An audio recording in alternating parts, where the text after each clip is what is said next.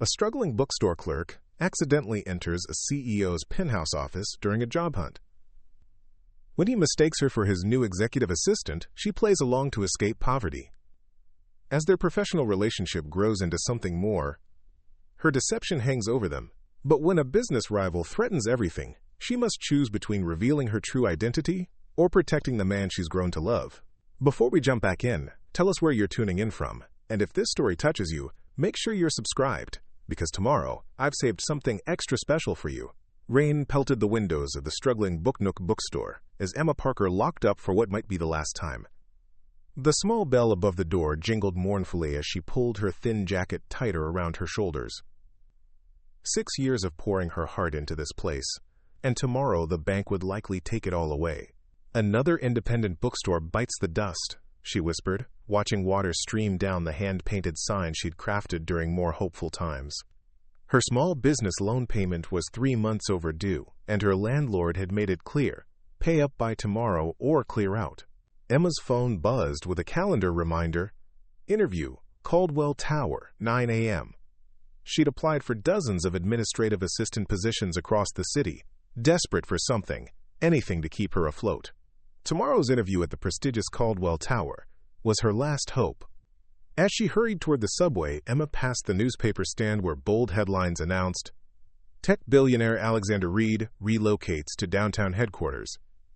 The accompanying photo showed a striking man with intense eyes and a confident smile that seemed to mock her current circumstances.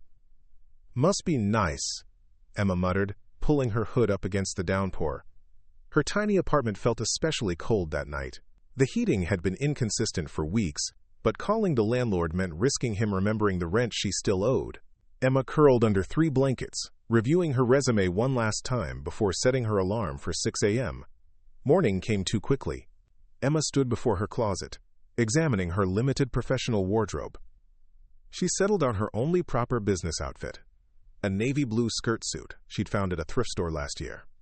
It was slightly dated, but clean and respectable enough, she hoped, to land her a job at one of the city's most prestigious addresses. The Caldwell Tower loomed above the city skyline, all gleaming glass and imposing steel. Emma checked her reflection in one of the mirrored panels before entering, straightening her second-hand blazer and attempting to tame her wind-blown auburn hair. The massive lobby bustled with well-dressed professionals who all seemed to know exactly where they were going. Emma approached the reception desk, clutching her worn leather portfolio like a lifeline. "Good morning. I'm here for an interview with Caldwell Publishing," she said, trying to project confidence she didn't feel. The receptionist barely glanced at her computer. 15th floor. Elevators are to your right." "Thank you," Emma replied, but the woman had already moved on to the next person. The elevator bank was intimidating, 20 sleek doors with digital displays. As Emma approached, one opened immediately, already half full of people engrossed in their phones. She squeezed in, turning to face the doors as they closed. "Floor?" asked a deep voice behind her.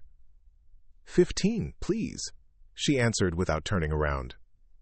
The elevator ascended rapidly, stopping several times as people exited on various floors. When it reached the 15th floor, Emma stepped out into a hallway that looked nothing like she'd expected. Instead of the modest publishing house she'd researched, she found herself in a reception area more suited to a luxury hotel. All marble floors, abstract art, and panoramic views of the city. "This can't be right," she murmured, approaching the elegant reception desk where a young man in an impeccable suit sat. "Good morning," he greeted. "How may I help you?" "I'm sorry, I think I'm on the wrong floor. I'm looking for Caldwell Publishing?" The receptionist frowned slightly. "Caldwell Publishing is on floor 12. This is Reed Innovations." Emma's heart sank. "I'm so sorry for the confusion. I'll just—" "Emma Parker?" She turned at the sound of her name, coming face to face with the man from the newspaper. Alexander Reed himself stood before her, even more commanding in person. Tall, with dark hair perfectly styled and piercing blue eyes that seemed to look straight through her. "Mr. Reed," the receptionist interjected. "This isn't." Finally, Reed interrupted, checking his watch. "You're 2 minutes early." "I appreciate punctuality."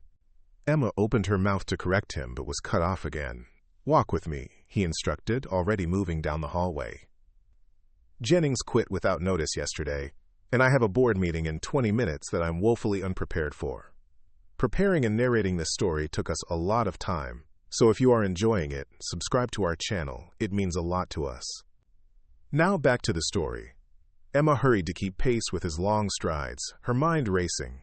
He thought she was someone else, someone he was expecting. She should correct him immediately. "Sir, I think there's been a—" I know. "Coming in blind on your first day isn't ideal," he continued, pushing through a set of double doors into a vast corner office. "But that's the nature of executive assistant positions sometimes. Sink or swim." "Executive assistant? To Alexander Reed?" Emma's breath caught.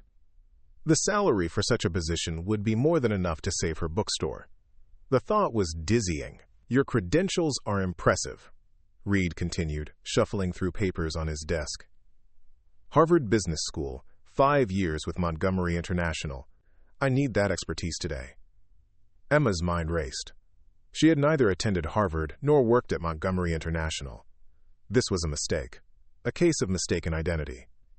The ethical thing would be to correct him immediately. "Mr. Reed." "Alex, please.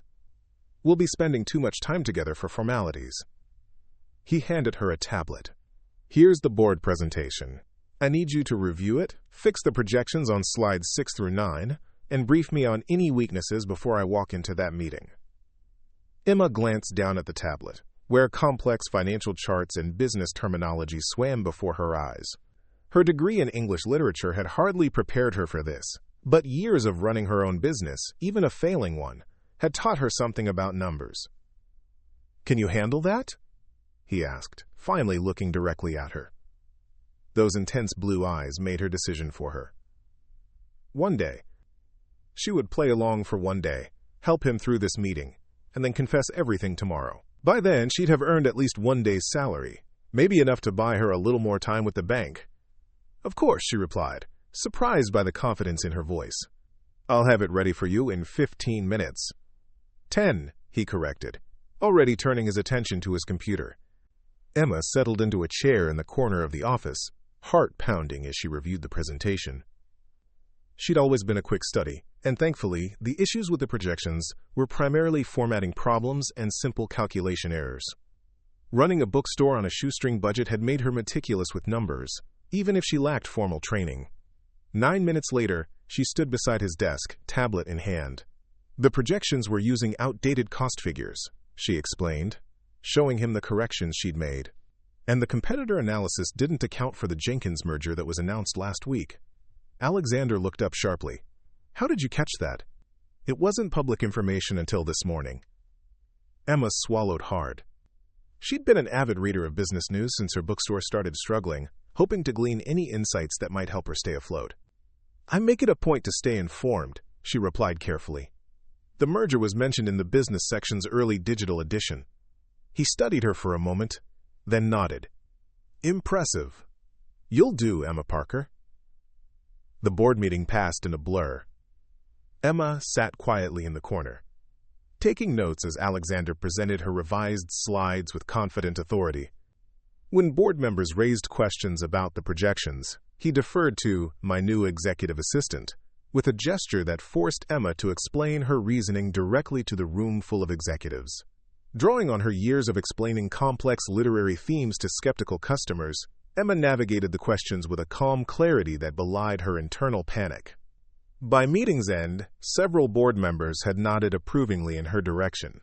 As they filed out, the last board member, an older woman with a steely gaze, paused beside Alexander. "Smart hire, Reed," she commented. "A vast improvement over Jennings." "I have a good feeling about this one, Victoria," he replied, with a sideways glance at Emma that made her cheeks warm. Back in his office, Alexander collapsed into his chair with a sigh. "Well, you've survived your first Reed Innovations trial by fire. Congratulations." "Thank you," Emma replied, already feeling the weight of her deception. "About my position."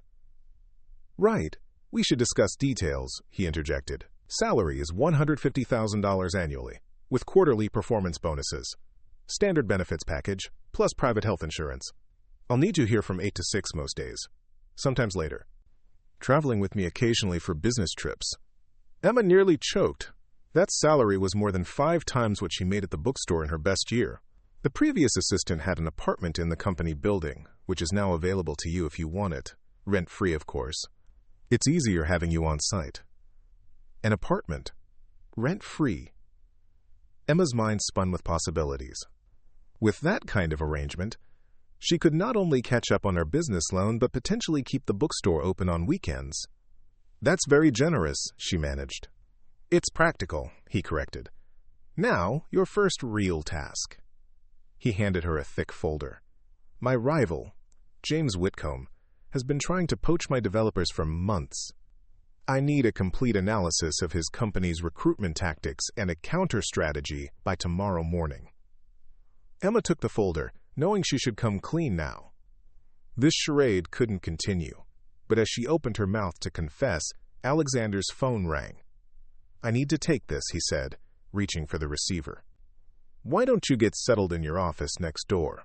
Caroline will help with any HR paperwork. Dismissed, Emma found herself in a spacious adjoining office with floor-to-ceiling windows and sleek, modern furniture. A young woman, presumably Caroline, was waiting with a stack of forms. Welcome to Reed Innovations, she said warmly. Let's get you set up in the system. As Caroline walked her through the paperwork, Emma's mind raced with moral calculations. Every form she signed deepened her deception. Yet with each signature, she moved closer to saving her beloved bookstore. And finally, your apartment keycard, Caroline said, handing over a sleek black card. 52nd floor. The elevator requires this for access. Thank you, Emma replied, her voice faint. Mr. Reed must really see something special in you, Caroline commented. He's never offered the company apartment to an assistant before. Before Emma could respond, Alexander appeared in the doorway. Emma, I'm heading out to a dinner meeting. Review those files, and we'll discuss your analysis first thing tomorrow. After he left, Emma sank into her new ergonomic chair, the reality of her situation crashing down around her. She was committing fraud. This job rightfully belonged to someone else, someone qualified, someone who had actually gone to Harvard. She should walk out now, before this went any further. Instead, she opened the folder and began reading about James Whitcomb and his company, Whitcomb Technologies. If she was going to keep up this charade even one more day, she needed to deliver something impressive enough to buy time while she figured out how to extricate herself from this mess. Hours later, Emma rode the elevator to the 52nd floor, keycard in hand. The apartment was stunning. A modern, open-concept space with high ceilings and a wall of windows overlooking the city. It made her tiny, cramped apartment look like a closet in comparison. She wandered through rooms that were elegantly furnished, yet somehow impersonal. In the bedroom, she found a note on the pillow. Ms. Parker, welcome to Reed Tower. Per Mr. Reed's instructions, we've stocked the kitchen and bathroom with essentials. If you require anything else, please contact Resident Services. Management Emma opened the massive walk-in closet to find it empty except for a garment bag hanging in the center. A card attached read simply, "For tomorrow." AR inside was a designer suit that probably cost more than 3 months' rent at her apartment. The gesture was both thoughtful and presumptuous, exactly like the man himself. Sinking onto the edge of the king-sized bed, Emma pulled out her phone and dialed her best friend, Lily. "Emma, where are you?" "I went by the bookstore and it was closed," Lily answered. "I've done something crazy," Emma confessed, explaining the day's events in a rushed whisper, as though Alexander Reed might somehow overhear. "You did what?" Lily exclaimed when Emma finished. "This is insane! You could go to jail for this." I know, Emma groaned. "But what choice did I have? The bank is going to foreclose tomorrow." "So call them! Tell them you have a job now, a real one, at your actual interview." Emma bit her lip. "I missed that interview because I was in the board meeting." "Oh, Emma, it's just for a few days," Emma insisted, trying to convince herself as much as Lily. "Just long enough to get the first paycheck and save the bookstore. Then I'll confess everything. And what happens when the real Harvard graduate shows up looking for her job? Emma hadn't considered that. I'll figure it out tomorrow. Right now, I need to finish this competitive analysis if I want to keep up the illusion for even one more day. After hanging up, Emma spent hours researching James Whitcomb and his company, taking notes and formulating strategies. She finally fell asleep on the living room sofa, surrounded by papers and her laptop still open beside her. Morning came with the harsh buzz of her phone alarm. Emma jolted awake, momentarily disoriented by the unfamiliar surroundings before yesterday's events came rushing back. She had exactly 1 hour to prepare for her second day of pretending to be someone she wasn't. The designer suit fit perfectly, as if made for her. Emma stared at her reflection in the bathroom mirror, hardly recognizing the polished professional who stared back. With her hair styled and wearing the subtle makeup she'd found in the bathroom, also apparently provided for her, she looked the part of a successful executive assistant. One more day, she told her reflection. Just get through one more day. The elevator deposited her directly into Reed Innovations' reception area, where the same receptionist from yesterday greeted her with newfound respect. "Good morning, Miss Parker. Mr. Reed is already in his office." Emma found Alexander standing at the window, coffee in hand, looking out at the city below. He turned as she entered, his eyes widening slightly as he took in her appearance. "Good morning," she said, setting her notes on his desk. "I've completed the analysis of Whitcomb Technologies' recruitment strategies." Alexander set down his coffee. "Let's hear it." Drawing a deep breath, Emma launched into her presentation. She'd spent hours analyzing how Whitcomb Technologies attracted top talent and had developed several counter-strategies that Reed Innovations could implement immediately. When she finished, Alexander was silent for a long moment. "This is excellent work," he finally said, "especially the suggestion about the mentorship program. Innovative thinking." "Thank you," Emma replied, relief washing over her. "There's just one problem," he continued, his tone shifting. "Emma Parker from Harvard Business School is a 54-year-old woman with gray hair and glasses. I know because I interviewed her myself last week." Emma's heart stopped. "Mr. Reed, So," he interrupted, circling his desk to stand directly before her. "Who exactly are you?" Emma's mouth went dry. The moment she dreaded had arrived far sooner than expected. Alexander Reed's intense blue eyes bore into hers, waiting for an explanation she wasn't prepared to give. "I can explain," she began, her voice barely above a whisper. "Please do," he replied coldly, "because right now, I'm considering calling security." Emma's hands trembled as she set down the presentation notes. "My name is Emma Parker, but I'm not the Emma Parker you were expecting. She corrected herself. "I owned a small bookstore downtown called the Nook. Yesterday, I came to this building for a job interview with Caldwell Publishing on the 12th floor. I must have pressed the wrong button in the elevator, and when I arrived here, I mistook you for my new assistant," Alexander finished, his expression unreadable. "Yes, and I should have corrected you immediately. That was wrong of me." Emma straightened her shoulders, determined to face the consequences with dignity. "I was desperate. My bookstore is failing. The bank is foreclosing today unless I can make a payment. When you assumed I was your new assistant, I thought if I could just get through one day, earn one day's pay." "So you lied. You forged credentials. You accessed confidential company information." His voice remained level, but his eyes had darkened. "I didn't forge anything," Emma protested.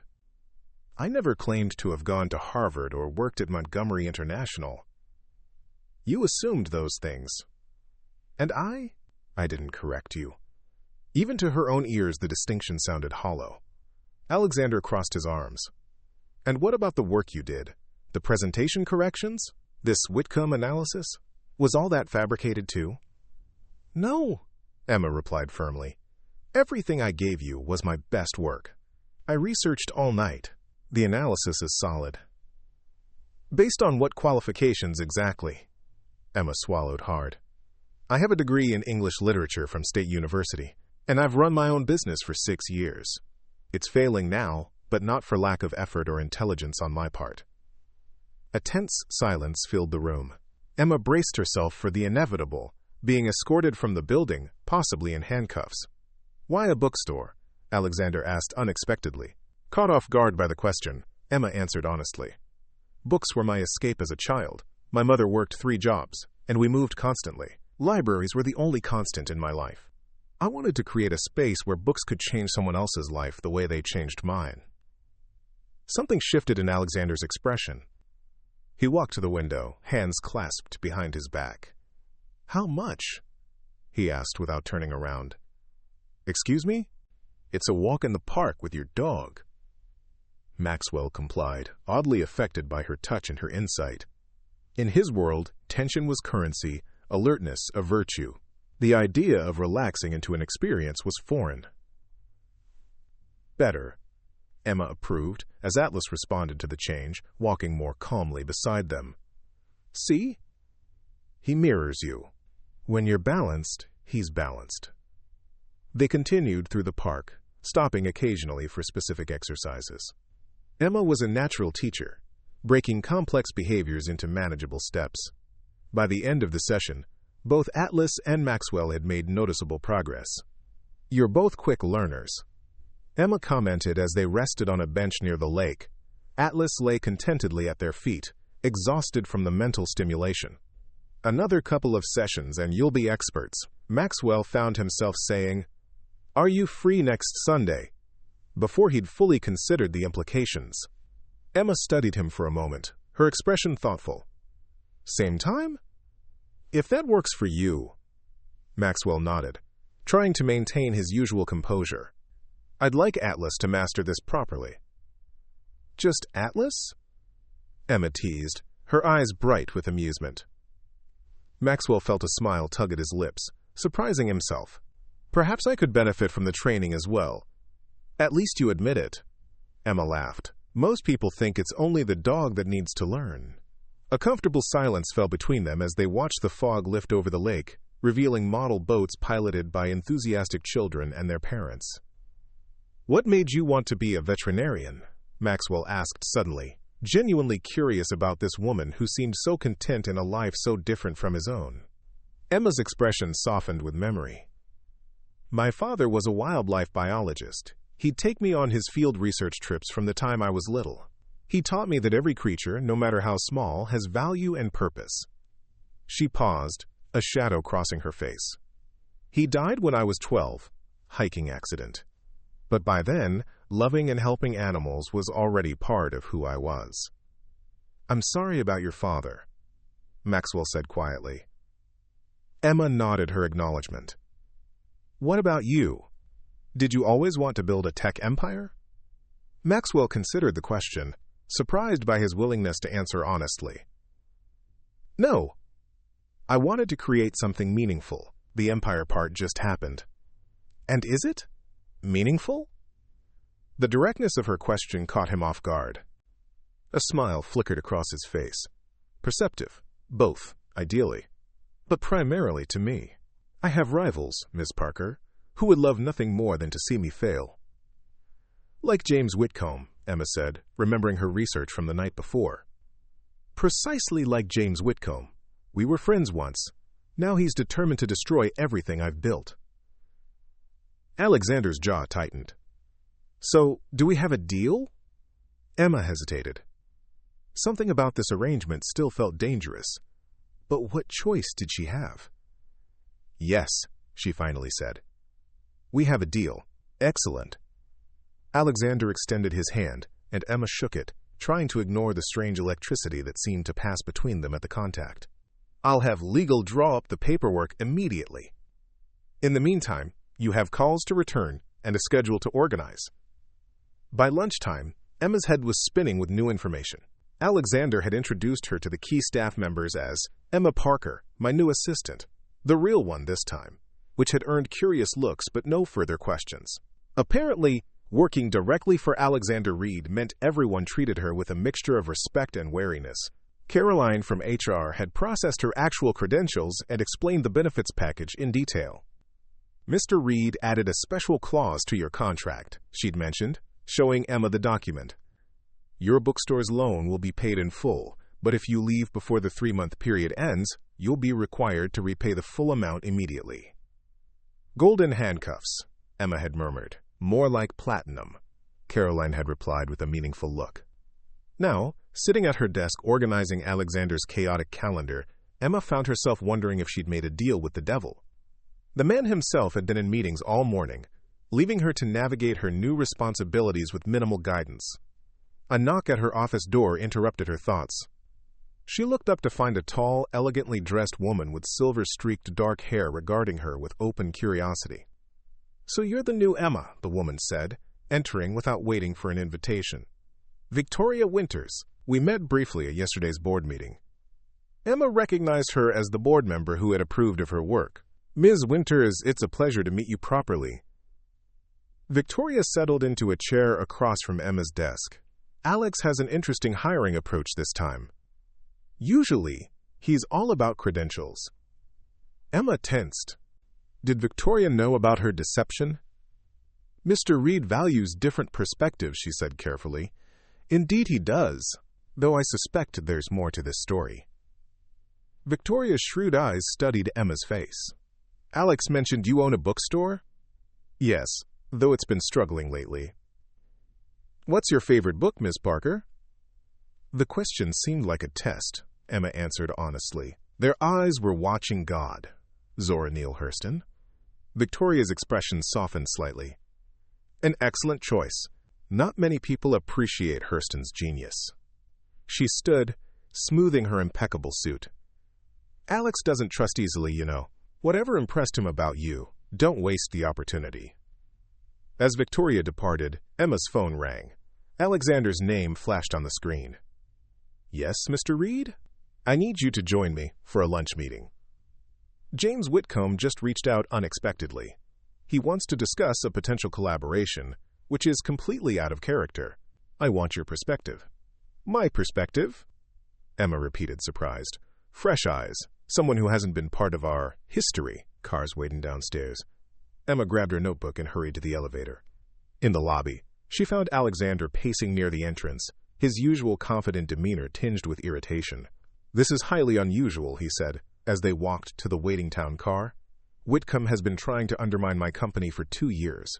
Suddenly he wants to collaborate? I don't trust it." "What kind of collaboration is he proposing?" Emma asked as they settled into the back seat. "A joint venture on autonomous vehicle software. His company has the hardware expertise, we have the AI algorithms they need." Alexander's jaw tightened. "The business case makes sense, which is what makes me suspicious. Could something have changed in his circumstances? New competition, perhaps, that makes an alliance more attractive?" Alexander glanced at her with grudging approval. "That's what we need to determine." The restaurant was an exclusive establishment where staff greeted Alexander by name and whisked them to a private dining room. James Whitcomb was already waiting, a distinguished man in his 50s, with salt and pepper hair and an easy smile that didn't quite reach his eyes. "Alex," he greeted, standing to shake hands. His gaze shifted to Emma. "And who might this be?" "Emma Parker, my executive assistant," Alexander replied. "Charming," Whitcomb said, though his expression suggested he was less than pleased by her presence. "I was hoping we might speak privately, Alex." "Emma stays," Alexander said firmly. "She's been analyzing your company's strategies. Her insights have been invaluable." Whitcomb's smile tightened as they took their seats. Throughout lunch, Emma observed the tense dynamic between the two men. They discussed the potential joint venture in vague terms, each clearly withholding information while attempting to extract it from the other. "The market for autonomous driving systems will reach $60 billion within 5 years, Whitcomb was saying. "Together we could dominate instead of fighting for scraps." "Interesting perspective," Alexander replied, "especially since your last quarterly report showed your autonomous division growing at 40% annually. Hardly scraps. Growth isn't the same as profitability, as you well know." Emma noticed Whitcomb's tell, a slight twitch at the corner of his mouth, whenever the conversation touched on financials. Something wasn't adding up. "Mr. Whitcomb," she interjected, during a lull, "I couldn't help but notice your company recently acquired 3 small robotics firms, all specializing in proprietary sensor technology. That seems at odds with seeking a partnership for the technical capabilities you're apparently developing in-house."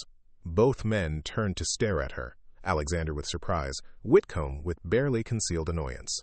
"You've done your homework, Miss Parker," Whitcomb said coldly. But those acquisitions serve multiple product lines. Of course, Emma replied pleasantly. I just found the timing interesting, given this partnership proposal. The remainder of the lunch was even more strained. When Whitcomb excused himself to take a phone call, Alexander leaned toward Emma. What are you thinking? He asked quietly. I think he's fishing for information about your AI algorithms while simultaneously developing a competing technology, Emma replied. The acquisitions, the timing of this meeting. He wants something specific from you. Alexander's eyes narrowed. The neural network architecture. We patented a breakthrough approach last quarter. Which would be the missing piece for his sensor technology, Emma concluded. When Whitcomb returned, Alexander smoothly redirected the conversation away from technical specifics, instead proposing a more limited collaboration focused on market research. Let's start small, James. See if we can play well together before jumping into bed on the big stuff. Whitcomb's disappointment was palpable, though he maintained his cordial facade. After he departed, Alexander sat back with a thoughtful expression. You were right, he said as their car pulled away from the restaurant. He was fishing for technical information. I nearly fell for it. You'd have figured it out, Emma demurred. Perhaps, but you saw it immediately, without the baggage of our history clouding your judgment. He studied her with new appreciation. Where did you learn to read people like that? Emma shrugged. When you run a small business on a shoestring budget, you get good at spotting who's browsing and who's buying. Who's going to pay their tab, and who's going to give you a sob story. It's not so different in your world, just more zeros at stake. Alexander's laugh was unexpected, warm and genuine. Much more zeros. His phone buzzed, and his expression sobered as he read the message. We need to make a detour. I want to see this bookstore of yours. What? Now? Yes, now. I've just paid off a substantial loan for a business I've never seen. Call it due diligence. Emma's stomach knotted with anxiety as the car changed direction. The book nook was her heart made visible. Every carefully curated display, every reading nook created on a budget, every children's corner painted by hand. Having Alexander Reed see it felt oddly vulnerable. The car pulled up in front of the small storefront. Through the window, Emma could see Lily behind the counter, probably covering for her absence as she'd done countless times before. It's quaint, Alexander commented as they entered, the familiar bell jingling above the door. Lily's eyes widened at the sight of Emma in her designer suit, accompanied by a man whose face regularly appeared in business magazines. Emma, I was worried when you didn't. She stopped, glancing uncertainly at Alexander. Lily, this is Alexander Reed, my new employer. Mr. Reed, this is Lily Chen, my best friend and occasional bookseller. Pleasure, Alexander said distractedly, already wandering through the stacks. He ran his fingers along the spines of books, examined the hand-lettered section signs, and studied the community bulletin board crowded with local events and book club announcements. Emma watched nervously as he disappeared into the children's section, where she'd painted a mural of a magical forest along one wall. After what felt like an eternity, he emerged with an appraising look. You did all this yourself? Most of it, Emma admitted. The furniture is second-hand, restored on weekends. The mural took 3 months of evenings. Alexander nodded slowly. It's clear you care deeply about this place. It's more than a store, Emma said. It's a community space. We host book clubs, children's reading hours, local author events. And yet it's failing financially. The blunt assessment stung, but Emma couldn't deny it. Yes. Alexander circled the main room once more before stopping at a display of classics near the front. Have you considered specializing? General bookstores can't compete with Amazon on selection or price. I've thought about focusing on rare books and first editions, Emma admitted. There's higher margin there, but the initial investment could be substantial, yes. Alexander checked his watch. We should get back. I have a conference call at 3. The abrupt shift back to business left Emma feeling disoriented as they returned to the car. Had he approved of her store? Dismissed it as a hopeless venture? His expression revealed nothing. Back at Reed Tower, the afternoon passed in a whirlwind of meetings and phone calls. Emma quickly discovered that being Alexander Reed's assistant meant juggling constant demands from every department head, board member, and business partner, all while maintaining his precise schedule and anticipating his needs before he voiced them. By 7 o'clock, when most of the staff had departed, Emma was still at her desk reorganizing a presentation for tomorrow's investor meeting. Her eyes burned from staring at spreadsheets, and she'd missed lunch in the chaos of the day. "You're still here." She looked up to find Alexander standing in her doorway, his tie loosened and jacket discarded. He'd been in back-to-back meetings all afternoon. "Just finishing this presentation," Emma replied, stifling a yawn. "Have you eaten?" The question surprised her. "Not since breakfast, actually." Alexander frowned. "That won't do. You're no use to me if you collapse from hunger. Come on." Before Emma could protest, he'd closed her laptop and was guiding her toward the elevator. "Where are we going?" she asked. "Dinner. There's a good place in the building." The restaurant on the mezzanine level was nearly empty this late. The maitre d' greeted Alexander warmly and led them to a secluded table with a view of the city lights. "Order whatever you want," Alexander said, not bothering to look at the menu himself. "The steak is excellent." Emma glanced at the prices and winced internally. "I think I'll just have a salad." Alexander fixed her with a penetrating look. "You worked through lunch, and it's after 7. Order a proper meal, Emma." "That's not a suggestion."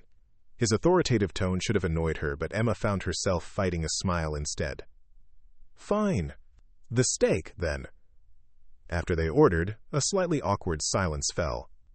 Emma realized this was the first time they'd been alone together without work as a buffer, apart from the car rides. "Tell me about your bookstore," Alexander said unexpectedly. "Why that location?" The question opened a floodgate. Emma found herself explaining how she'd discovered the storefront 5 years ago, charmed by its bay windows and wooden floors, despite the neighborhood's then dubious reputation. She described her vision, the community she'd built, the satisfaction of putting the perfect book into a reader's hands. Alexander listened with surprising attentiveness, asking occasional questions that revealed he'd been paying more attention during their visit than she'd realized. "The problem is," Emma concluded as their meals arrived, "the very community I helped build has attracted developers. Property values are skyrocketing, pricing out the people who made the neighborhood special in the first place." "Gentrification," Alexander nodded. "A double-edged sword." "Exactly, and now I can't afford to stay in the neighborhood I helped revitalize." The irony wasn't lost on her. "Even with the loan paid off, I'm not sure the store is sustainable long-term." Alexander cut into his steak with precision. "Have you considered relocating?" "Every commercial space within my budget is in an area with little foot traffic. Location is everything in retail." "Indeed." Alexander regarded her thoughtfully. "You know, for someone with no formal business training, you understand the fundamentals quite well." "Trial by fire," Emma replied with a wry smile. "Nothing teaches business principles like watching your savings evaporate while you frantically recalculate your break-even point." Alexander actually laughed at that. The second time today she'd heard the sound. It transformed his face, softening the sharp angles and bringing warmth to his eyes. "What?" Emma asked, self-conscious under his gaze. "You're not what I expected, Emma Parker." He took a sip of his wine. "When I discovered your deception this morning, I was prepared to have you escorted from the building. Instead, you've proven yourself more valuable than the Harvard-educated candidate in less than 12 hours." The compliment warmed her more than it should have. "Thank you for taking a chance on me. Most people wouldn't have." "I'm not most people." "No," Emma agreed quietly. "You certainly aren't." As they finished their meal, the conversation shifted to the next day's investor meeting. Emma found herself suggesting changes to Alexander's approach, drawing on her experience explaining complex literary themes to make his technical innovations more accessible to non-experts.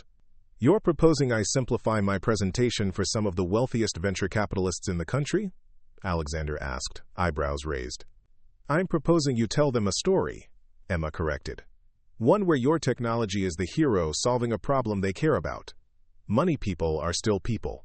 They respond to narrative." Alexander considered this. Interesting approach. Let's try it. By the time they returned to the elevator, Emma was surprised to find herself relaxed in his company. The intimidating CEO replaced by a sharp-minded but approachable man with unexpected flashes of humor. At her floor, she stepped out of the elevator, then turned back. Thank you for dinner. And for everything else. Alexander held the door open, his expression unreadable in the dim lighting. Get some rest, Emma. Tomorrow will be even busier. As the elevator doors closed between them, Emma couldn't help but wonder what she'd gotten herself into. In just over 24 hours, her life had transformed completely. She'd gone from the brink of financial ruin to working alongside one of the most powerful men in the business world. And despite his kindness today, she couldn't forget the edge in his voice when he'd spoken of loyalty. Alexander Reed was not a man who forgave betrayal easily, as his rivalry with James Whitcomb clearly demonstrated. As Emma prepared for bed in her luxurious new apartment, she made a silent promise to herself. She would be the best assistant Alexander Reed had ever had. She would save her bookstore, and she would guard her heart against the dangerous attraction she was beginning to feel for her enigmatic new boss.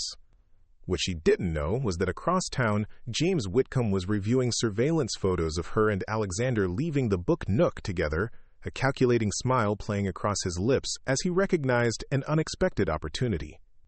Emma awoke the next morning to sunlight streaming through floor-to-ceiling windows she hadn't thought to cover the night before. For a disorienting moment, she couldn't remember where she was. The luxurious king-sized bed and panoramic city view were a far cry from her cramped studio apartment with its perpetually stuck window blinds. Reality rushed back as her phone chimed with a calendar alert. Investor meeting, 9 a.m.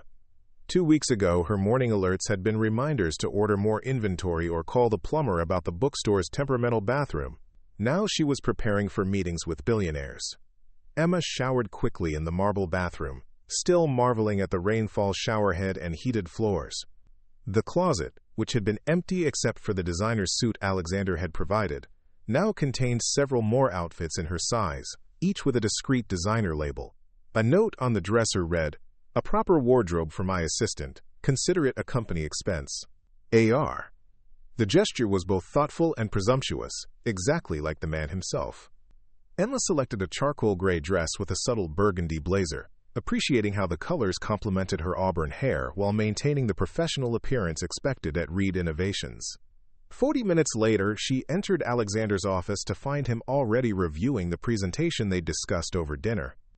"Good morning," she greeted, setting a coffee on his desk, black with one sugar, as she'd observed yesterday. He glanced up, his eyes widening slightly as he took in her appearance. "You look appropriate," he said, though something in his gaze suggested he'd considered using a different word. "Thank you for the clothes," Emma replied, though it wasn't necessary. It was entirely necessary. Perception matters in this business. He gestured to the presentation on his screen. "I've implemented your suggestions about simplifying the technical aspects. What do you think?" Emma leaned over his shoulder to review the slides, acutely aware of his proximity and the subtle scent of his cologne. The presentation was much improved, with complex concepts broken down into relatable metaphors and clear visual representations. "This is excellent," she said. "You've made the quantum encryption understandable without dumbing it down." "I had a good teacher," Alexander replied, surprising her with the compliment. He checked his watch. "The investors will be here in 20 minutes. I need you to join the meeting." "Me?" Emma hadn't expected to participate. "Wouldn't you prefer to have your technical team there?" "The technical team will overwhelm them with jargon. I need someone who can read the room and signal me when I need to adjust my approach." His expression grew serious. "This funding round is critical, Emma. We're developing technology that could revolutionize data security, but it's expensive and unproven. These investors need to believe in the vision." The gravity in his voice reminded Emma of what she sometimes forgot. Behind Alexander Reed's imperious manner and billion-dollar empire was a man who had built something from nothing, who believed in his company's mission beyond just profits. "I understand," she assured him. "I won't let you down." The investors turned out to be a diverse group. 3 venture capitalists from traditional firms, a Saudi prince looking to diversify his portfolio, and 2 tech entrepreneurs who had made fortunes in social media and were now funding cutting-edge startups. Emma sat slightly behind Alexander, notepad ready, observing the group's reactions as he began his presentation. The traditionalists frowned at technical details, while the tech entrepreneurs leaned forward during discussions of market applications. The Saudi prince remained impassive throughout, giving nothing away. When Alexander reached the financial projections, Emma noticed the atmosphere shifting. The numbers were ambitious, perhaps too ambitious for the risk-averse members of the group. She discreetly slid a note in front of Alexander. Prince Al-Faisal, unconvinced. Focus on security applications for financial sector? Without missing a beat, Alexander pivoted, addressing the prince directly. Your Highness, I believe this technology would be particularly valuable for protecting international financial transactions. The applications for banking security alone would justify the investment. The prince's eyebrows raised slightly, the first reaction he'd shown. My family's banks process billions in transactions daily. Current encryption is adequate. Adequate until it isn't, Alexander countered smoothly. The first institution to implement quantum-resistant encryption won't just be safer. It will have a significant market advantage. Customers go where they feel secure. The meeting continued for another hour, with Emma passing occasional notes and Alexander adjusting his approach based on her observations. By the time the investors departed, 3 had committed to the funding round, with the others requesting follow-up meetings with technical specialists. That went better than expected, Alexander said once they were alone. Your insights about the prince were spot on. How did you know? Emma shrugged. He kept touching his watch whenever you mentioned theoretical applications, but his posture changed when you referenced banking. I guessed he had financial interests beyond what was in our briefing materials. Alexander gave her an appraising look.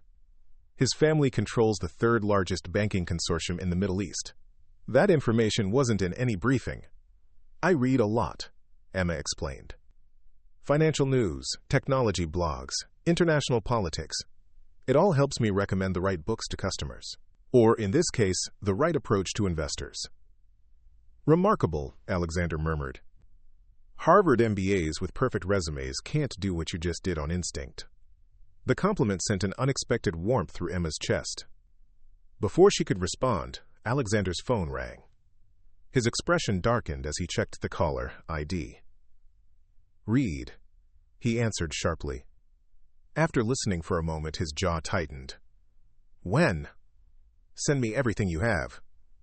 He hung up, his earlier good mood evaporated. What's wrong? Emma asked. James Whitcomb, Alexander replied, spitting the name like a curse. He's called a press conference for this afternoon. My sources say he's announcing a breakthrough in quantum encryption, suspiciously similar to our technology. Emma frowned. That's why he wanted the collaboration, to confirm you were working on the same thing. Precisely. And now he's trying to beat us to market. Alexander paced the length of his office. We need to respond immediately. If he claims first mover advantage, our investors could pull out. What do you want to do?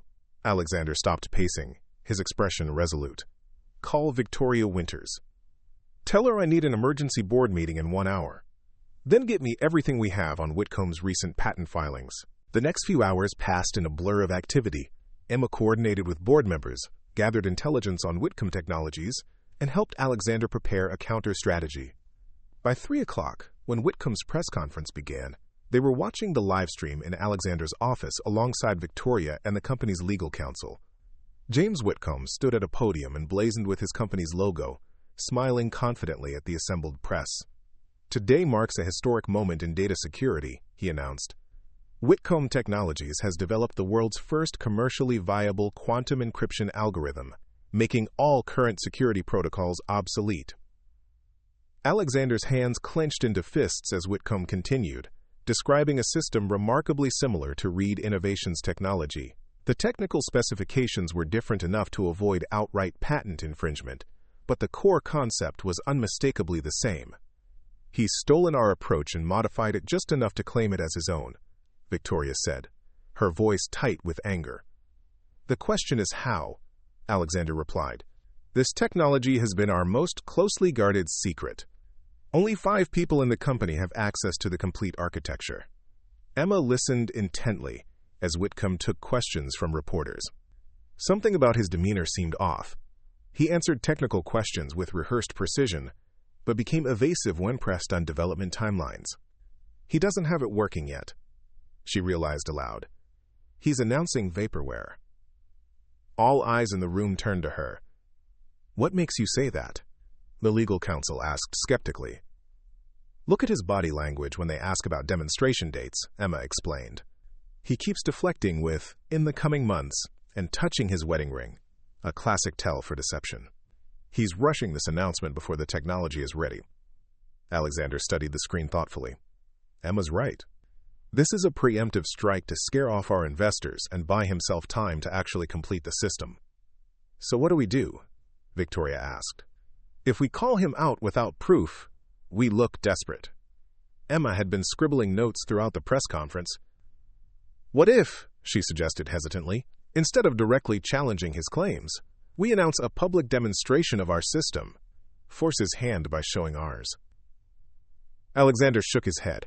Our prototype isn't ready for public demonstration either. We're at least 6 weeks away. According to the original timeline, yes, Emma countered. But what if we accelerated?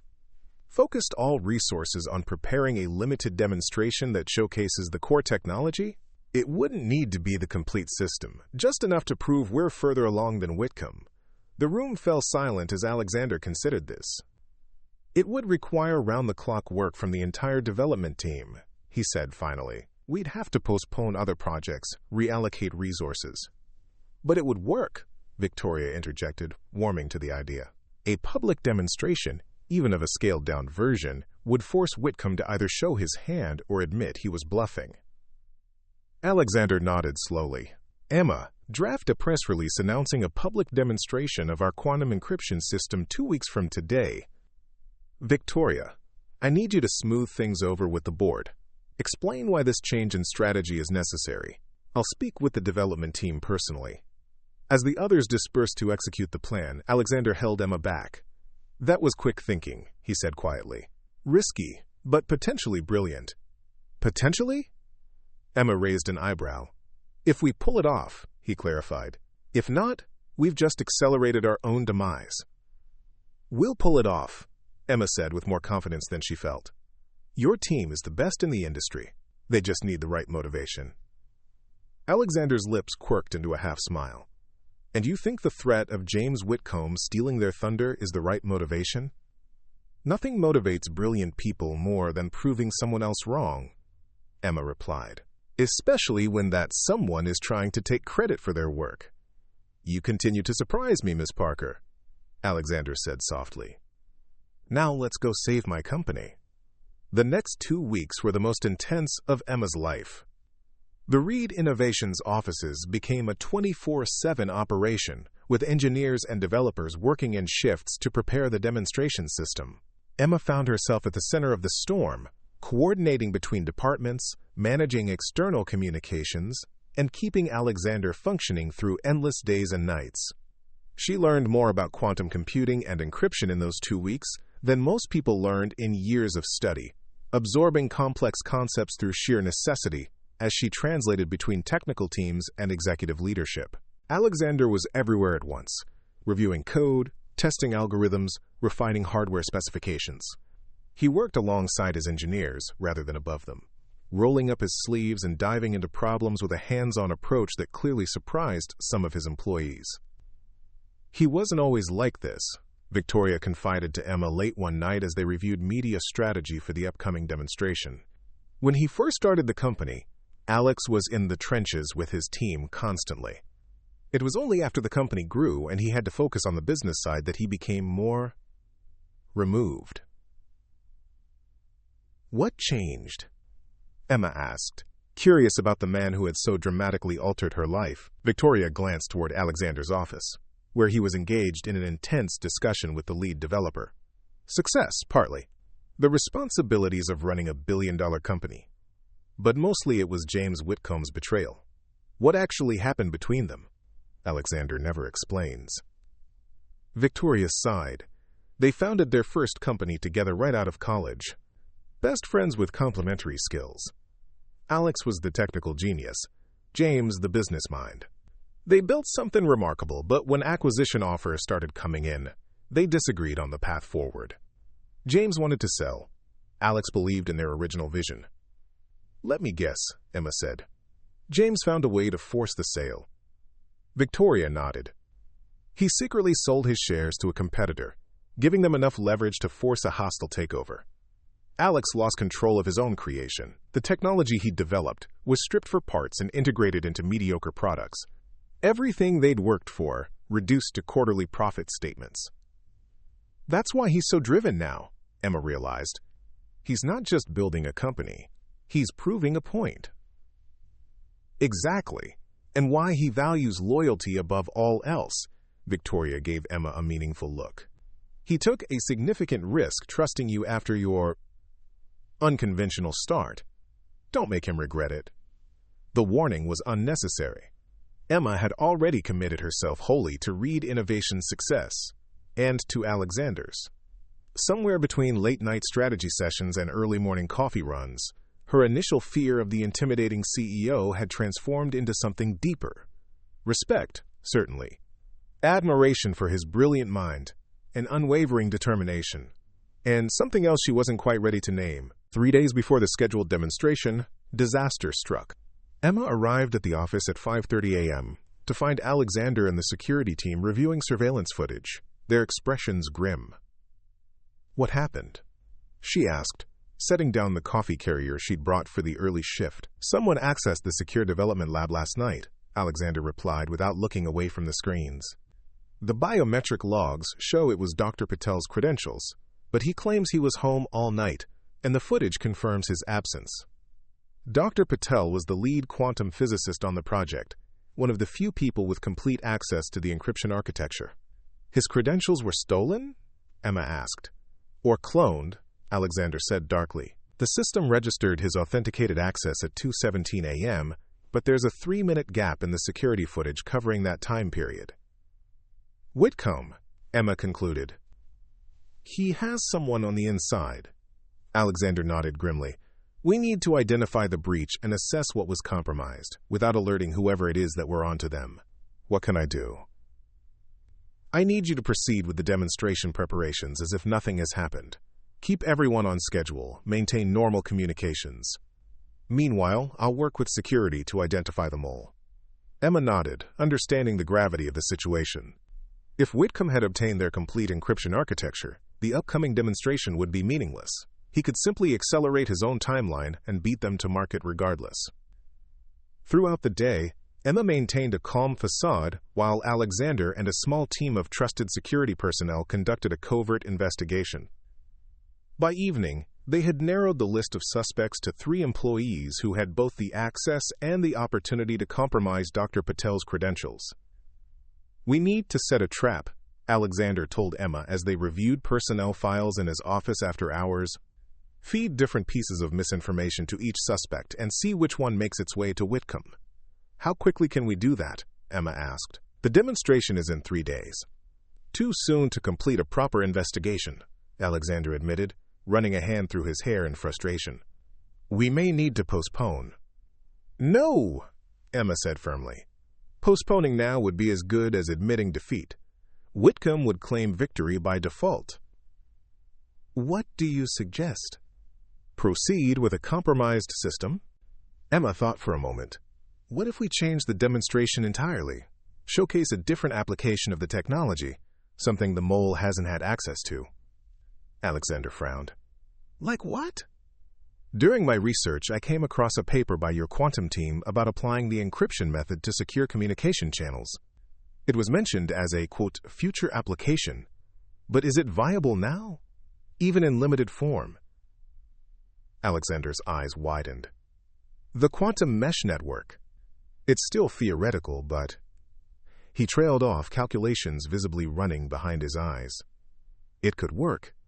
We'd need to reconfigure the entire demonstration, repurpose the hardware. But it would be something Whitcomb couldn't have anticipated or stolen," Emma finished. "It's incredibly risky," Alexander warned. "We'd be demonstrating technology we haven't fully tested." "More risky than showing something Whitcomb might already have? Or postponing and conceding the race?" Emma countered. Alexander studied her for a long moment, then nodded decisively. "Make the necessary arrangements. I'll brief the technical team tonight." "What do I tell the press? They're expecting a demonstration of quantum encryption." "Tell them nothing has changed," Alexander said, a determined glint in his eye. "We're still demonstrating quantum security technology, just not the version Whitcomb is expecting." The next 72 hours passed in a blur of frantic activity. The development team worked non-stop to repurpose their hardware for the new demonstration, while Emma coordinated with the event planners and managed the growing media interest. Alexander seemed to exist on caffeine and sheer willpower, catching occasional naps on the office sofa but never leaving the building. On the morning of the demonstration, Emma found him standing at his office window, gazing out at the city as dawn broke over the skyline. He looked exhausted but focused, his usual impeccable appearance slightly rumpled after days of intense work. "Everything's ready," she told him. "The venue is set up, media is confirmed, and the team reports the system is operational. Limited, but functional." Alexander nodded without turning. "And our 3 suspects?" "All accounted for. Security has them under discreet observation." "Good." He finally turned to face her, his expression softening slightly. "You should go home and get ready. Today's going to be a circus." Emma gestured to the garment bag she'd brought with her. "I came prepared. There's no time to leave now." "Of course you did," Alexander said with a tired smile. "Always one step ahead." "I try to be," Emma replied. "It's the only way to keep up with you." Their eyes met, and for a moment, the professional barriers between them seemed to waver. Alexander took a step toward her, then stopped as his phone rang. The moment broken, he turned away to answer the call. "Go get changed," he said over his shoulder. "We leave for the venue in an hour." The demonstration was being held at the city's convention center, where a specially constructed secure room had been prepared for the technical showcase. By noon, the space was filled with journalists, industry analysts, and curious tech enthusiasts. James Whitcomb himself had arrived with an entourage of executives, his confident smile suggesting he expected the event to fail.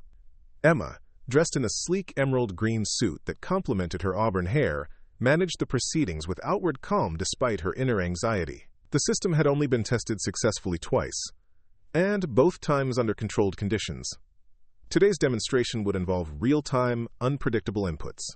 Alexander took the stage at precisely 1 p.m., looking remarkably refreshed after a quick shower and change of clothes at the venue. His charisma was on full display as he welcomed the attendees and began explaining the significance of quantum security in an increasingly vulnerable digital landscape. "Many of you expected today's demonstration to focus on static data encryption," he said, his voice confident and clear. "But at Reed Innovations, we believe in exceeding expectations." A murmur ran through the crowd. In the front row, Whitcomb's smile faltered slightly. "Today, we're demonstrating something never before seen publicly. A quantum mesh network capable of securing communication channels against any conventional attack, including those using quantum computing." The technical demonstration that followed was both complex and compelling. Alexander guided the audience through a series of tests showing how the system could detect and neutralize sophisticated hacking attempts in real time. The technology wasn't perfect. There were noticeable delays in processing and one minor glitch that Alexander smoothly acknowledged as part of the development process, but it was clearly functional and years ahead of anything competitors had publicly revealed. From her position at the side of the stage, Emma watched James Whitcomb's face grow increasingly tense. This wasn't the technology he had expected or stolen. His whispered consultations with his technical team became more agitated as the demonstration progressed. When Alexander opened the floor for questions, a reporter from Tech Insider stood first. "Mr. Reed, how does today's demonstration relate to the quantum encryption system Whitcomb Technologies announced 2 weeks ago? Are we seeing a case of parallel development?" Alexander's smile was razor-sharp. "That's an excellent question. Perhaps Mr. Whitcomb would like to address the similarities and differences between our approaches?" All eyes turned to James Whitcomb, who rose slowly to his feet. "Congratulations on your demonstration, Alex," he said smoothly. "It's impressive, though clearly still in early stages. Our system takes a different approach, focusing on data at rest rather than communication channels." "And when might we see a demonstration of your system?" Alexander pressed. Whitcomb's smile tightened. "When it's ready for public scrutiny, we don't believe in rushing technology to market before it's properly tested." The implication that Reed Innovations had cut corners hung in the air, but Alexander merely nodded. A prudent approach. We look forward to seeing it, whenever that might be. The exchange, though outwardly civil, crackled with tension. As the event concluded and attendees filed out, Emma noticed Victoria speaking intently with one of the security team members near the exit. When she approached, Victoria pulled her aside. "We've identified the mole," she said quietly. "It was Jenkins from accounting. He was photographed meeting with one of Whitcomb's executives last night." "Accounting?" Emma repeated, surprised. "He doesn't have access to the technical specifications." "No, but he had access to financial records showing which suppliers we've been using for specialized quantum components. It gave Whitcomb enough information to piece together what we were working on."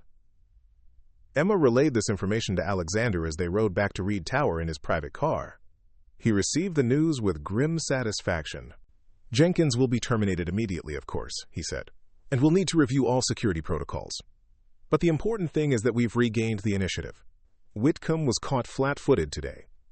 "The media coverage is already overwhelmingly positive," Emma confirmed, scrolling through her tablet.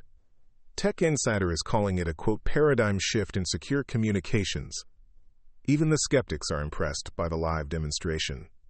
Alexander leaned back against the leather seat, some of the tension finally leaving his shoulders. "We couldn't have done this without you, Emma. Your suggestion to pivot to the mesh network saved us." The praise warmed her unexpectedly. "I just connected ideas that were already there.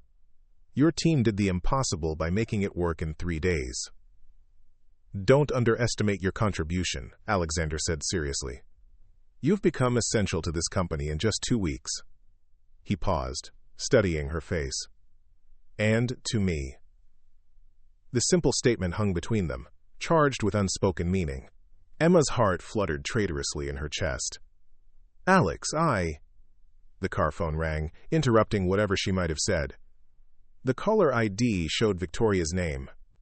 Alexander answered, putting it on speaker. "We have a situation," Victoria's voice came through, tense and urgent.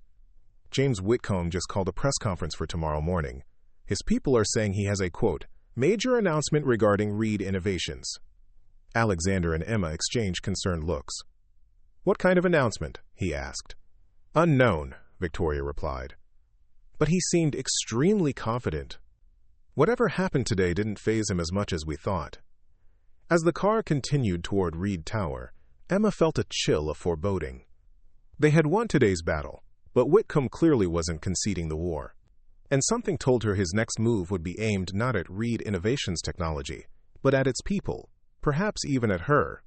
Dawn broke over the city skyline as Emma stood in Alexander's office, watching the preparations for James Whitcomb's press conference on the large wall-mounted screen. Neither of them had gone home after yesterday's demonstration. Instead, they'd worked through the night with Victoria and the crisis management team, trying to anticipate Whitcomb's next move. "Whatever he's planning, we need to be prepared," Alexander said, his voice hoarse from lack of sleep. Despite his exhaustion, he radiated focused energy, like a predator sensing danger. "The PR team has prepared statements for every scenario we could think of," Emma replied, handing him a tablet with the documents. "Corporate espionage accusations, patent disputes, market manipulation claims." "But we're still missing something," Alexander mused, scrolling through the prepared responses. "Whitcomb looked too confident yesterday. He has an ace up his sleeve we haven't identified." Emma was about to respond when her phone buzzed with a text message from an unknown number. Her blood ran cold as she read it. "Check your email. You might want to see this before it goes public. -J-W. "Alex," she said quietly, showing him the message. His expression darkened. "Open it. Let's see what game he's playing." With trembling fingers, Emma accessed her email on her tablet. A new message waited in her inbox with a video attachment. The subject line read simply, "The real Emma Parker." "Play it," Alexander instructed, moving to stand behind her. The video began with surveillance footage of Emma entering the book Nook, time-stamped from 3 weeks ago. It cut to her rushing into Caldwell Tower on the morning she'd accidentally taken the wrong elevator. Then came footage from Reed Tower security cameras showing her first day as Alexander's assistant. A voiceover began, smooth and insinuating. Emma Parker, the overnight sensation who's become Alexander Reed's right hand, has been hiding something from the world. Reed Innovation's newest executive wasn't recruited from Harvard Business School as rumored, but from a failing bookstore on the verge of bankruptcy. The video continued, revealing her financial troubles in humiliating detail, bank records showing her overdue loans, foreclosure notices, even snippets of what must have been phone conversations with debt collectors. Emma felt sick as her private struggles were laid bare like exhibits in a courtroom. "How did he get this information?" she whispered. Alexander didn't answer, his face a mask of controlled fury as the video continued. Sources close to Reed Innovations report that Ms. Parker's position was secured through unusual means, with Alexander Reed personally paying off her substantial business debts in exchange for her services. The implication was clear, made even more explicit by carefully edited footage showing Emma and Alexander in seemingly intimate moments, entering his private elevator together, dining alone at the restaurant, his hand at the small of her back as they walked through the lobby. "This isn't just about me," Emma realized aloud. "He's trying to discredit you through me.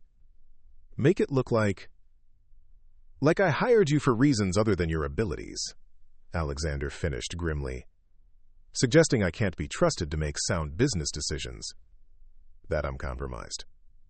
The video concluded with a statement that Whitcomb Technologies would be, quote, revealing additional evidence of questionable practices at Reed Innovations at the upcoming press conference.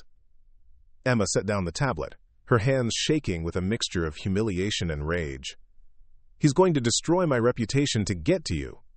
"No, he's not," Alexander said firmly. "Because we're going to stop him." "How?" "Everything in that video is technically true. I was desperate. You did pay my debts. We have spent time alone together." Context, Emma. It's all about context. Alexander was already dialing Victoria. "Get the legal team here now. And find out which of our security personnel has been feeding information to Whitcomb." Within 30 minutes, the conference room was filled with Reed Innovation's top executives, legal counsel, and PR specialists. The video had been analyzed frame by frame. Potential responses debated. The simplest solution would be to distance the company from Ms. Parker, suggested Howard Gaines, the head of legal, glancing at Emma apologetically. "We could release a statement clarifying that her position is temporary, part of a community outreach program." "Absolutely not," Alexander cut him off. "Emma Parker is a valued member of this team, and I won't throw her under the bus to appease Whitcomb or anyone else." Emma felt a rush of gratitude at his unwavering support, though she knew his defense of her might come at a high professional cost. "Then what do you suggest?" Victoria asked. "Whitcomb's press conference starts in 90 minutes. Alexander paced the length of the conference room, thinking. Then he stopped abruptly, turning to Emma with an intensity that made her breath catch. "What would you do?" he asked. "Me?" "Yes, you. The woman who suggested pivoting our entire tech demonstration in 72 hours. The woman who reads people better than anyone I've ever met. What would you do, Emma Parker?" All eyes in the room turned to her. Emma took a deep breath, organizing her thoughts. "Whitcomb expects us to be reactive, to respond to his accusations after he makes them public. So we change the narrative before he can establish it." She turned to the PR director. "How quickly can we arrange our own press conference?" "With Alexander Reed?" "Immediately. Media would drop everything." "Then that's what we do," Emma continued, gaining confidence. "We hold a press conference 30 minutes before Whitcomb's. But instead of defending against accusations, we make an announcement so significant it overshadows whatever he has planned." "What kind of announcement?" Victoria asked, intrigued. Emma looked at Alexander. "The quantum education initiative we discussed last week. You mentioned wanting to fund STEM programs focusing on quantum computing in underserved schools. What if we launch that now, with a significant financial commitment? Frame it as part of Reed Innovation's broader mission to democratize advanced technology." Alexander's eyes lit up with understanding. "And we explicitly highlight our commitment to unconventional talent, people from non-traditional backgrounds who bring fresh perspectives to technology. Like a former bookstore owner with a talent for strategic thinking," Victoria added, smiling slowly. "It's brilliant," Alexander said. "Instead of hiding your background, We celebrate it. Make it part of our company's story, our commitment to finding exceptional talent wherever it exists. Emma nodded. Whitcomb wants to use my past to embarrass you. We use it to demonstrate your vision. He expects defense. We play offense. The next hour passed in a whirlwind of activity. The Quantum Education Initiative, which had been in early planning stages, was rapidly formalized with a $50 million commitment. Press releases were drafted, key media outlets contacted for an urgent announcement from Reed Innovations. As the team worked, Alexander pulled Emma aside. Are you sure about this? Once we go public with your story, there's no going back. Your privacy. My privacy was already violated by Whitcomb, Emma replied. At least this way, I control the narrative. Besides, she added with a small smile, I'm not ashamed of who I am or where I came from. Alexander studied her face for a moment, then nodded. Neither am I. In fact, I'm beginning to think it was the luckiest day of my life when you took the wrong elevator. Before Emma could respond to the unexpected sentiment, they were called back to finalize the press conference details. At exactly 9:30 a.m., 30 minutes before Whitcomb's scheduled announcement, Alexander Reed stepped before a hastily assembled crowd of journalists in the Reed Tower lobby. Emma stood just behind him, alongside Victoria and other key executives. Good morning, Alexander began, his voice confident and clear. Thank you for joining us on such short notice. Today, Reed Innovations is proud to announce the launch of our Quantum Education Initiative, a $50 million commitment to bringing quantum computing education to underserved communities across the country. As he outlined the initiative, Emma noticed several journalists who seemed confused, clearly having expected a different announcement, perhaps a response to rumors that had begun circulating about Whitcomb's upcoming press conference. This initiative, Alexander continued, reflects Reed Innovations' core belief that revolutionary technology should be accessible to all, and that exceptional talent can emerge from any background. He turned slightly, gesturing to Emma. To speak more about this philosophy, I'd like to introduce Emma Parker, our Executive Director of Strategic Initiatives. Emma's heart raced as she stepped forward to the microphone. This hadn't been part of the plan. She was supposed to remain in the background. But the confidence in Alexander's eyes gave her courage. Thank you, Mr. Reed, she began, surprised by the steadiness in her voice. 3 weeks ago, I was the owner of a small, independent bookstore called the Nook. Today I'm helping shape the future of quantum technology at Reed Innovations. My story might seem unusual, but it shouldn't be. She paused, making eye contact with various journalists in the crowd. The technology sector often looks for talent in the same places: prestigious universities, established corporations, traditional career paths. But innovation doesn't always follow tradition. Sometimes the best ideas come from unexpected sources. Emma continued, sharing her journey from struggling business owner to Alexander's strategic advisor. She acknowledged the financial difficulties her bookstore had faced, the foreclosure threat, and how Alexander had recognized her potential despite her unconventional background. Mr. Frake, Reed saw value where others might have seen only a resume gap, she concluded. The Quantum Education Initiative extends that same vision to thousands of students who might otherwise never discover their potential in advanced technology. Because talent doesn't depend on privilege, it requires only opportunity. As she stepped back, the room erupted in applause. Alexander returned to the microphone, fielding questions about the initiative, with Emma occasionally adding insights about implementation in underserved communities. Inevitably, a reporter raised the question they'd been expecting. Mr. Reed, there are rumors that James Whitcomb plans to make allegations about Miss Parker's hiring in his press conference this morning. Would you care to comment? Alexander smiled, completely at ease. I can't speak to Mr. Whitcomb's intentions. What I can tell you is that Emma Parker was hired because she has one of the most brilliant strategic minds I've ever encountered. Her background in literature and small business brings a perspective to our company that a dozen identical MBAs never could. If recognizing and rewarding exceptional talent regardless of its origin is controversial, then I welcome that controversy. The response earned another round of applause. As the press conference concluded, Emma's phone buzzed with a news alert. Whitcomb Technologies postponed scheduled announcement. She showed the notification to Alexander as they walked back toward the elevators. His smile was satisfied but restrained. He's regrouping, Alexander cautioned. "This isn't over." "But we've taken his ammunition," Emma replied. "What can he say now that we haven't already addressed?" "James is nothing if not resourceful. He'll find another angle." Alexander stepped into his private elevator, holding the door for Emma. "But for now, we've won this round." As the elevator ascended to the executive floor, Emma felt lighter than she had in weeks. The secret she'd been carrying, her unconventional path to Reed Innovations, was no longer a burden. For the first time since stepping into this gleaming tower, she felt she truly belonged. "You were magnificent," Alexander said quietly as they rode upward. "The way you spoke about your journey, about opportunity and potential. You moved people, including me." "I just told the truth," Emma replied, though his praise warmed her. "Sometimes that's the most powerful thing we can do." Alexander's gaze was intense, searching. "Thank you for trusting me with your story, Emma. With your future." The elevator doors opened, breaking the moment. Victoria was waiting for them, tablet in hand. "The media reaction is overwhelmingly positive," she reported as they walked toward Alexander's office. "The education initiative is being praised across the board, and Emma's personal story is trending on social media. People love the bookstore owner to tech executive narrative." "And Whitcomb?" Alexander asked. "Silent for now.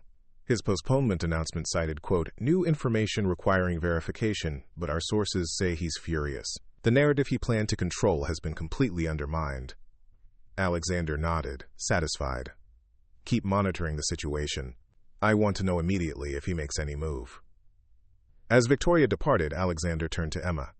"You should go home, get some rest. It's been over 48 hours since either of us had proper sleep." "I'm fine," Emma protested, though exhaustion was beginning to seep into her bones. "There's still so much to do to formalize the education initiative."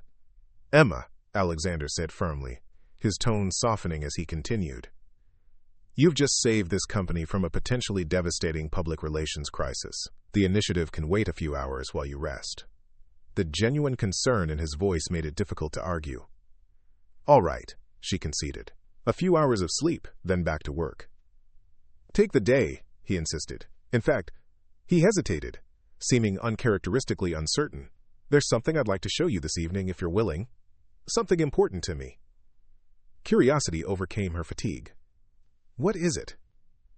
"A surprise," he replied with a small smile. "I'll pick you up at 7. Casual attire is fine." Emma's heart fluttered traitorously at what sounded suspiciously like a personal invitation. "I'll be ready," she promised. After returning to her apartment and finally getting some much-needed rest, Emma stood before her closet at 6:30, puzzling over what casual attire meant to a man who wore bespoke suits to the office. She eventually settled on dark jeans, a soft emerald sweater that brought out the green in her eyes, and low-heeled boots, comfortable but still polished. At precisely 7, her phone alerted her to a visitor in the lobby. Rather than Alexander himself, she found his driver waiting with the town car. "Mr. Reed asked me to bring you to him, Ms. Parker," the driver explained, opening the door for her. The car drove them out of the city center, away from the gleaming skyscrapers and into a quieter residential area Emma didn't recognize. They finally stopped before a modest craftsman-style house with warm lights glowing from within. Before Emma could ask whose home this was, the front door opened and Alexander emerged. She was momentarily startled by his appearance. Gone was the impeccable business attire, replaced by jeans, and a simple gray Henley that revealed the athletic build usually hidden beneath his suits. "Thank you for coming," he greeted her, looking almost nervous as he opened the car door himself rather than waiting for the driver. "Whose house is this?" Emma asked as she stepped out. "Mine," Alexander replied, surprising her. "My actual home. Not the penthouse everyone assumes I live in." Emma looked at the house with new interest. It was beautiful but understated, with a wraparound porch and mature oak trees in the yard. Nothing like the ultra-modern mansion she would have expected from a tech billionaire. "You seem surprised," Alexander observed, leading her up the path to the front door. "I guess I pictured you in something more." "Ostentatious?" he supplied with a wry smile. "The penthouse serves its purpose for business entertaining. This is where I actually live." The interior was just as surprising. Comfortable furniture, shelves overflowing with books, and what appeared to be original artwork from local artists on the walls. It felt lived in, personal, in a way the sleek corporate environments associated with Alexander Reed never could be. "You have more books than my store," Emma commented, running her fingers along a shelf of well-worn classics. "I was a reader long before I was a tech entrepreneur," Alexander replied, leading her through to a warm kitchen where something delicious was simmering on the stove. "I hope you're hungry. I'm not a professional chef, but I make a decent pasta." "You cook?" Emma couldn't hide her astonishment. Alexander laughed. The sound relaxed and genuine in a way she rarely heard at the office. "Don't look so shocked. I'm human, despite the rumors to the contrary." He handed her a glass of wine. "I thought we should celebrate your triumph today properly." Away from the office. "Our triumph," Emma corrected, accepting the glass. "I couldn't have done it without your support." "You're being modest. The strategy was entirely yours, and the execution was flawless." He gestured for her to sit at the kitchen island while he stirred the pasta sauce, "which is why I've made a decision." "What kind of decision?" Emma asked, suddenly wary. Alexander turned to face her, his expression serious. "I want to create a new position at Reed Innovations. Chief Strategic Officer, reporting directly to me, with a seat on the executive board." Emma nearly choked on her wine. "And you want me to, what, help find candidates?" "I want you to take the position," Alexander said simply. "You've proven yourself more valuable than a dozen conventional executives." The 3-month trial period was clearly unnecessary. Emma set down her glass carefully. "Alex, I've been with the company for barely 3 weeks. I don't have the experience or credentials for an executive position." "Credentials?" he scoffed. "I've hired people with perfect resumes who couldn't strategize their way out of a paper bag. You outmaneuvered James Whitcomb, one of the shrewdest businessmen in the industry. That's the only qualification that matters to me." The offer was flattering, but overwhelming. "What about the bookstore? Our agreement was that I would work as your assistant while figuring out its future." Alexander's expression softened. "I haven't forgotten. In fact, I have a proposal about that too." He moved the pasta off the heat and came to sit beside her. "What if Reed Innovations created a foundation for literary education? A network of independent bookstores in underserved communities, with the book Nook as its flagship?" Emma stared at him, unable to process what he was suggesting. "You want to expand my bookstore? As a corporate initiative?" "As a partnership," Alexander clarified. "Your vision, Reed Innovations resources. Books and technology might seem worlds apart, but they're both about accessing knowledge, expanding minds. The Quantum Education Initiative and a Literary Education Foundation would complement each other perfectly." The idea was breathtaking in its scope and possibility. Emma could envision it immediately. Her small, struggling bookstore transformed into a vibrant community hub, replicated in neighborhoods across the city, the country, perhaps even beyond. "Why would you do this?" she asked softly. "It's incredibly generous, but it's not exactly core to Reed Innovations' business." Alexander was quiet for a moment, seeming to choose his words carefully. "When I was a child, my father lost his job at the steel mill. Our family struggled for years. The public library became my sanctuary, the only place I could escape, learn, dream of something beyond our circumstances." He rose, moving to a shelf where he retrieved a battered copy of A Brief History of Time by Stephen Hawking. "This book changed my life. I found it at a used bookstore much like yours when I was 14. The owner noticed my interest and let me read there whenever I wanted, even though I rarely had money to buy anything." Emma watched as he ran his fingers over the worn cover with reverence. "That bookstore owner changed the course of my life with that simple kindness. When I see what you've created with the Book Nook, the community you've built despite financial challenges, I recognize the same spirit." He returned to sit beside her, his eyes intense with conviction. "Reed Innovations exist to change the world through technology. But technology alone isn't enough. People need places to gather, to discover, to be inspired. Your bookstores could be those places." Emma was deeply moved by his unexpected vulnerability and vision. "I don't know what to say." "Say yes," Alexander urged gently. "To both offers. Be my chief strategic officer and the director of the new literary foundation." Help me build something meaningful beyond just profit margins and market share. The passion in his voice was captivating, his vision of their potential partnership both professional and deeply personal. Emma realized that the man before her, this complex, brilliant, surprisingly compassionate person, had become important to her in ways that transcended their working relationship. "Before I answer," she said carefully, "I need to know something. Is this offer contingent on anything else between us? Because I've sensed that perhaps—" Alexander's expression grew serious. "Emma, I won't deny that I'm attracted to you. How could I not be? You're brilliant, determined, compassionate. But this offer stands completely independent of any personal feelings. Your value to Reed Innovations is objective and undeniable." He hesitated, then added quietly, "If you accept the position and want our relationship to remain strictly professional, I will respect that completely. The last thing I want is for you to feel pressured or uncomfortable." His honesty was refreshing, his respect for her boundaries reassuring. Emma considered everything: the extraordinary opportunity, the chance to save not just her bookstore, but to expand its mission, the undeniable connection she felt with Alexander Reed.